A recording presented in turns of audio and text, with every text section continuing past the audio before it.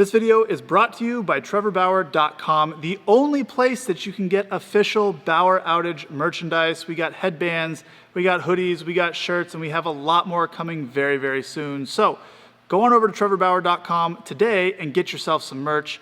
And just a quick word, I wanted to say, if you've ever been bullied, if you've ever felt down about yourself or questioned if things are gonna get better, I've been there, okay? I've been there. And just like you're going to, I found a way to get through it. So if you ever need a confidence boost, if you ever need a pick-me-up, or just to feel like someone's there with you by your side, throw on the Bauer Outage B and know that I'm right there with you and you got this. Well, the Dodgers have signed Freddie Freeman, and he really needs no introduction. The guy's basically the MVP every single season he plays, and all you Dodger fans know exactly what you're getting. But if you wanted a little bit more depth on what to look for and some things to keep your eye on what makes him so good, well, that's what I'm here for, and I got you. We're going to take a look at a start that I had against him in 2020 when I was with the Reds. He was with the Braves, he was in the postseason. And to simplify this down to the most simplistic thing possible, what makes Freddie Freeman so good? Well, he has a plan when he steps to the plate, and he's able to execute his plan consistently. Now, that's obviously extremely broad, so I'm going to show you these 3 at-bats, and we're going to break down exactly what I'm talking about. So without further ado, let's jump right into it. Okay, so here we are back in 2020. This is the first inning. I've thrown 5 pitches to the first hitter, and Freeman is up second. Now, just saying, he is a very tough person to face second in the order because he's a very tough out. So it's not like you can just get through the first and second guy and they're big strikeout guys or whatever the case is. He's not going to strike out a whole lot. He can do a ton of damage, as you're about to see, and yeah, he's going to drive your pitch count up, put up a really professional at bat. So what happens here?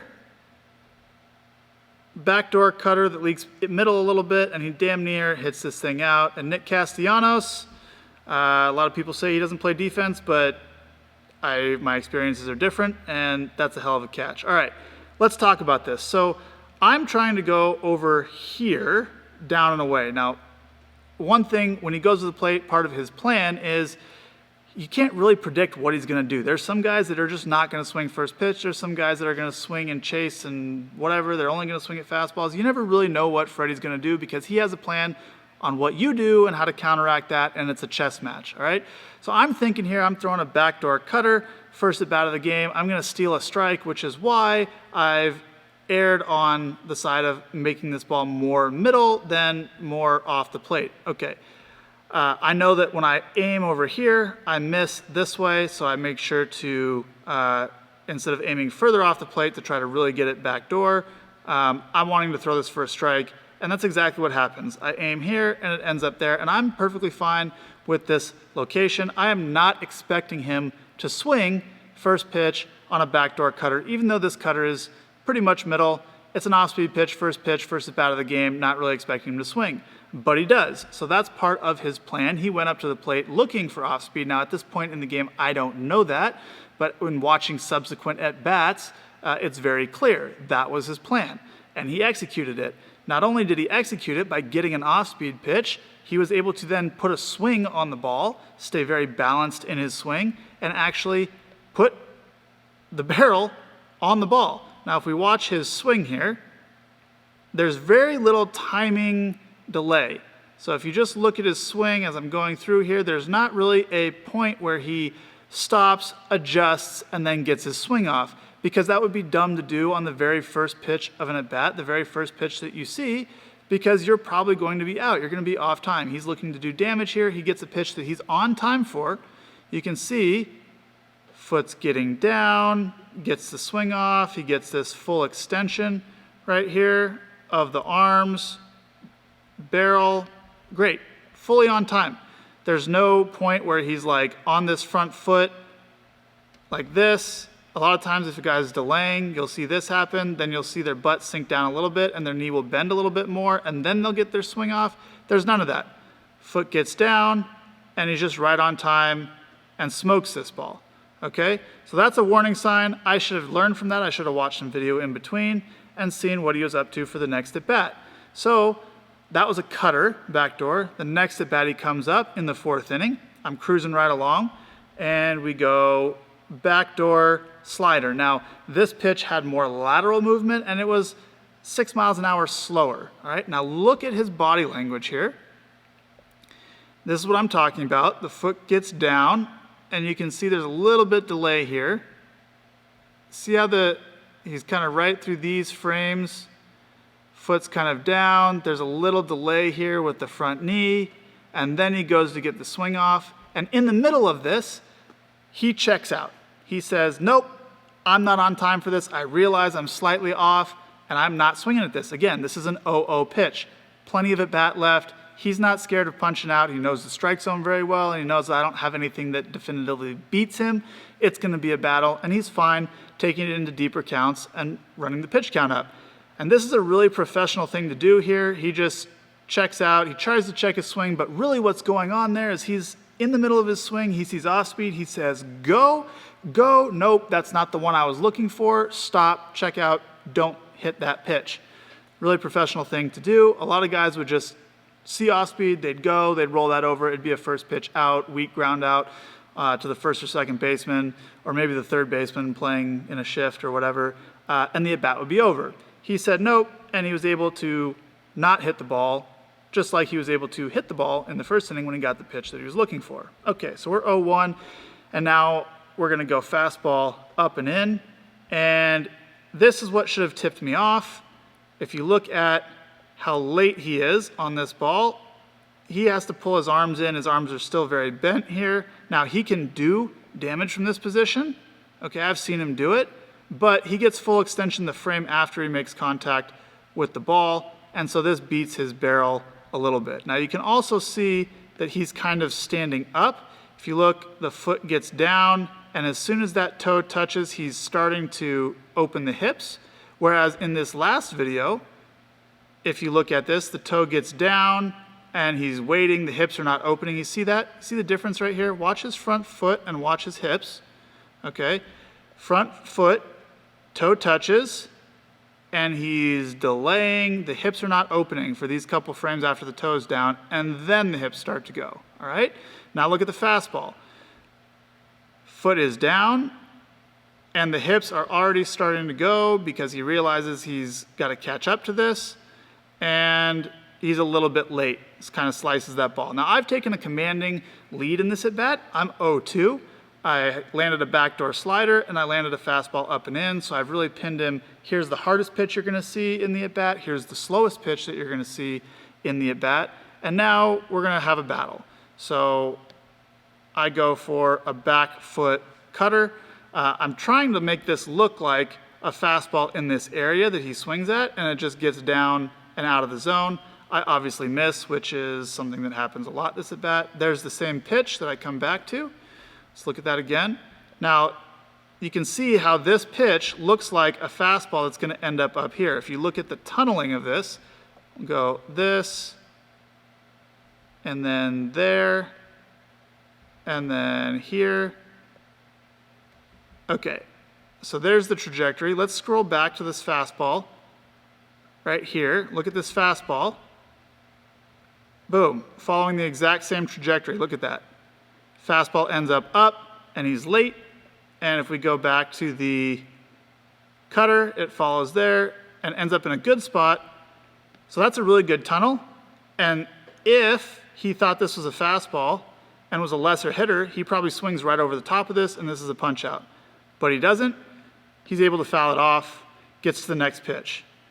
I try to go right back to that same pitch, and I've yanked two of them, and he just doesn't swing, and it hits him on the back knee. So very comfortable getting to 2 strikes. He got there, no problem. He's like, yep, not going to swing at that slider, even though it was kind of in the zone where I could hit it. Yep, foul that fastball off, I'm late, and then he puts up a battle, eventually works it into getting hit, and he takes his base. Actually, I think that was a slider because it was 82. It wasn't the cutter. So I tried to throw, just for clarity here, that was a cutter. This is a cutter. No, that was a slider. Okay. Tried to throw the slider and get it back foot. Then I tried to go back to the slider and make sure to get it in more, and I hit him. That's what happened there. All right. Moving on along, and this is part of the approach that I want to talk about. His approach changes, and it also stays the same. He has a lot of situational awareness. Now, this is the 6th inning. It's a 0-0 game. It's very clear at this point in the game that 1 run is going to basically decide this. Ronald Acuna leads off with a double, and Freeman's up next. Now he's looking to drive this run in first and foremost if he can. Next best thing is to get the runner over to third with one out, so there's a chance at a sac fly. All right? And watch how his approach changes throughout the at-bat to reflect this, but also watch how his timing stays locked in on what he's looking to do, what he thinks he can beat me at, which is sitting on off-speed stuff. All right, so here's the first pitch of the at-bat, fastball, and you see a very similar result to the last fastball we looked at. Toe is down, hips are going, and he's a little bit late, although he's a lot closer to that one than he was the last one because this one slides kind of over away as opposed to being up and in where I wanted it. But he's still a little bit late on this ball, but he realizes this fastball's up, and this is something he can try to do damage on.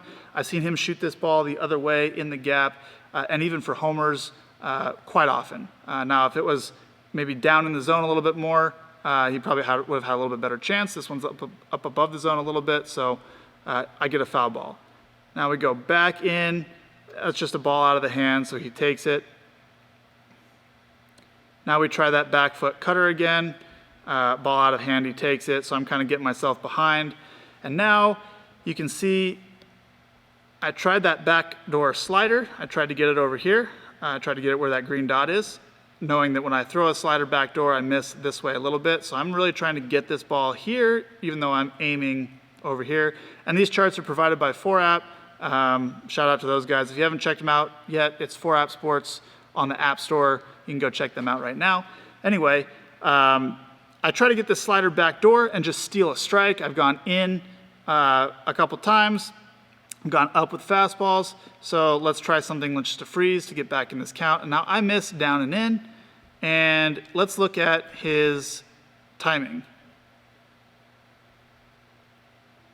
Foot's down, hips are going, so there's really no delay here. It's foot down, hips start to go right away, and he's like on this. Look at that full extension on that slider.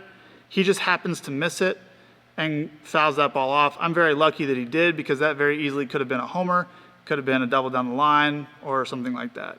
But he was on time for that off-speed pitch. Now he's gonna see a pitch he hasn't seen all day, which is a curveball. I get this to the location that I'm trying to get it to, below the zone. This has a very good tunnel to it. Looks like that fastball that started up and finished there. If we go back to that fastball to start the at-bat off, let's check this out. Look at this, look how it follows this same line. There, okay, let's go to the curveball. Follows that line up. And ultimately, I'll play this through so you guys can see what happened. But ultimately, we get this ground ball, not really a ground ball, it's more of a line shot over to the second baseman. Again, just look at the timing. He sees it, recognizes it, foot's down, hips go, barrel on the ball, not even a weak rollover. It's a pretty good shot. Bang. And he moves the runner over. A very professional at bat. Got a pitch that he was looking for, that he could do damage on, missed it on the fastball. Or sorry, he got a pitch he could do damage on, took a shot out on the fastball. He was really sitting on off-speed stuff pretty much the entire day. That's my read on it. Got the off-speed pitches that he was looking for. He missed the slider, didn't miss the curveball, just happened to hit it into a shift for an out, but he had a professional at bat, moved the guy over, and gave his team a chance. So, back to what I said in the beginning, he has a plan when he steps to the plate. To me, reading this, his plan in this day was I'm going to look for off-speed stuff and sit on it and put the barrel to it, which he did, and he was able to execute that by actually getting the barrel to the ball. And that's not very easy, not to blow myself up or anything here, but I have really good off-speed stuff, and it's not easy for hitters to get the barrel to it consistently. He's doing that. He's definitely got one of the best hand-eye coordinations in the game, one of the best barrel to ball skills in the game, plus he can do power. So there's all those underlying skill sets that everyone knows about, his home runs, his average, all that stuff. But this is about the approach. And to me, again, the approach was he was sitting on off-speed stuff, he was able to get the barrel to it consistently, and he has some understanding of the game when the guy's on second. He's trying to, at the very least, roll the ball over and move the guy over if he can't drive that guy in. And that's what I see with Freddie Freeman. One of the game's best hitters, if not the best hitter. He's always up there in that conversation every single year. Guy just rakes, and LA fans should be super excited to have them on our team. And yeah, I'm excited to play with him. So that's what I got on Freddie Freeman. Let me know who else you would like to see in the comments down below. If you'd like to see me break down some other players around the league or other videos that you'd like to see, let me know in the comments below. And without further ado, I'm going to let you guys go over to trevorbauer.com and get yourself some merch. And I'll see you guys in the next video.